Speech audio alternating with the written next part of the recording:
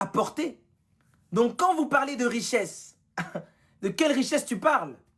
Parce qu'une richesse physique, mais tu ne dors jamais, ou tu n'es jamais libre, tu n'es jamais heureux, c'est pas vraiment une richesse, hein.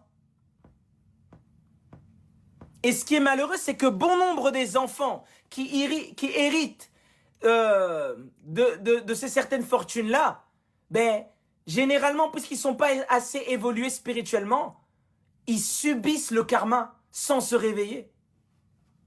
Ils voient plein d'argent, ils voient toute une situation, mais ils ont un mal-être profond en eux. Pourquoi? Parce que ce qu'ils ont, ils ne le méritent pas véritablement. Ça a été donné par des pratiques occultes. Ça a été donné par des pratiques occultes. Et ce qui va se passer, c'est que quand papa meurt, quand maman meurt, si tu ne perpétues pas le pacte, tu perds tout. Aïe!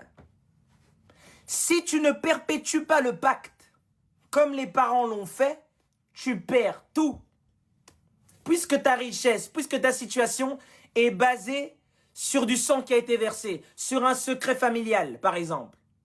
Si tu ne l'honores pas, tu vas tout perdre. Ou la folie peut t'attraper.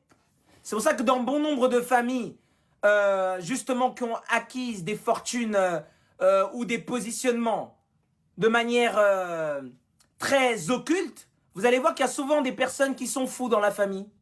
Ou des personnes qui mettent fin à leur jour, du jour au lendemain, ou beaucoup de sacrifices. Là, on rentre en profondeur. Dans la haute métaphysique occulte. Comprendra qui pourra, les gars. Mais arrêtez de penser que vous vivez dans un monde de bisounours. Quelqu'un